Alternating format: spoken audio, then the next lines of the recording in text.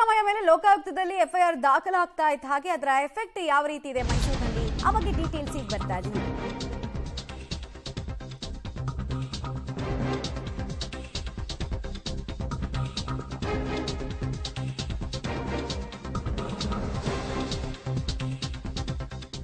ಮೈಸೂರಿನ ಸಿದ್ದರಾಮಯ್ಯ ಮನೆಯ ಆವರಣ ಖಾಲಿಯಾಗಿದೆ. ಮೈಸೂರಿನ ರಾಮಕೃಷ್ಣ ನಗರದ ಸಿಎಂ ಸಿದ್ದರಾಮಯ್ಯ ನಿವಾಸ ಸದಾ ಜನರಿಂದ ಅಲ್ಲಿ ಗಿಜಿಗುಡ್ತಾ ಇದ್ದಂತಹ ಜಾಗ. ಆದ್ರೆ ಇವತ್ತು ಪರಿಸ್ಥಿತಿ ವಿಭಿನ್ನವಾಗಿ ಕಾಣಿಸ್ತಾ ಇದೆ.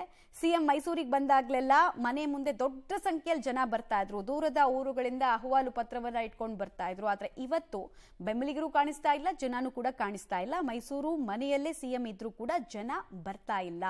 ಇದರ ಎಫೆಕ್ಟ್ ನೋಡಿ ಯಾವ್ಯಾವ ರೀತಿ ಆಗೋದಕ್ಕೆ ಸ್ಟಾರ್ಟ್ ಆಗಿದೆ ಅಂತ ಹೇಳಿ.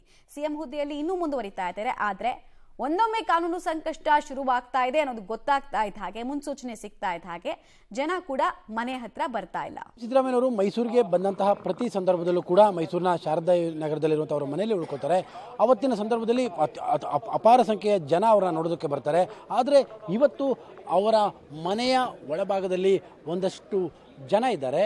ಆದರೆ ಇದನ್ನು ಹೊರತುಪಡಿಸಿದಂತೆ ಇಡೀ ಮನೆಯ ಹೊರಭಾಗ ಸಂಪೂರ್ಣವಾಗಿ ಖಾಲಿಯಾಗಿದೆ. ಇದೆಲ್ಲದೂ ಕೂಡ ಸಿಎಂ ಅವರು ಜನಸ್ಪಂದನ ಮಾಡುವಂಥ ಸಲುವಾಗಿ ಇರುವಂತಹ ಜಾಗ. ಇಲ್ಲಿ ಅಪಾರ ಸಂಖ್ಯೆಯ ಜನ ನಿಂತ್ಕೊಳ್ತಾ ಇದ್ರು. ಆದರೆ ಇವತ್ತು ಈ ಎಲ್ಲ ಪ್ರದೇಶವೂ ಕೂಡ ಸಂಪೂರ್ಣವಾಗಿ ಖಾಲಿಯಾಗಿದೆ. ನಿನ್ನೆ ಎಫ್ಐಆರ್ ಕೂಡ ಸಿದ್ದರಾಮಯ್ಯನವರು ಮತ್ತು ಸಿದ್ದರಾಮಯ್ಯನವರ ಕುಟುಂಬದ ಮೇಲೆ ದಾಖಲಾಗಿತ್ತು.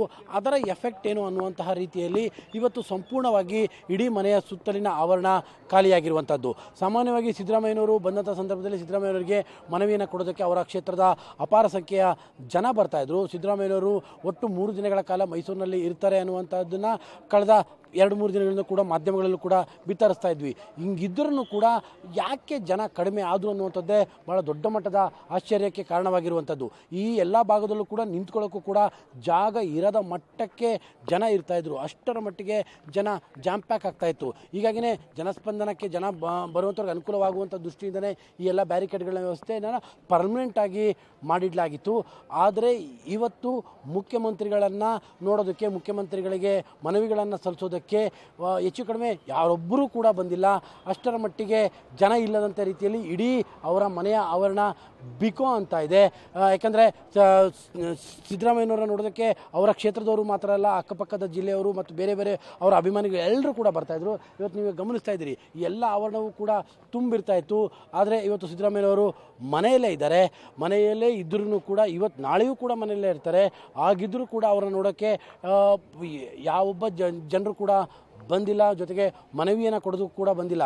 ಇದು ಒಂದು ರೀತಿಯಾಗಿ ಎಫೆಕ್ಟಾ ಏನೋ ಎಫ್ಐಆರ್ನ ಎಫೆಕ್ಟಾ ಅಥವಾ ಜನಕ್ಕೆ ಮಾಹಿತಿಯ ಕೊರತೆ ಇದೆಯೋ ಗೊತ್ತಾಗ್ತಾ ಇಲ್ಲ. ಆದರೆ ಮನೆಯ ಮುಂದೆ ಜನ ಇಲ್ಲದೆ ಇರುವಂಥದ್ದೇ ಭಾಳ ದೊಡ್ಡ ಮಟ್ಟದ ಆಶ್ಚರ್ಯಕ್ಕೆ ಕಾರಣವಾಗಿರುವಂಥದ್ದು.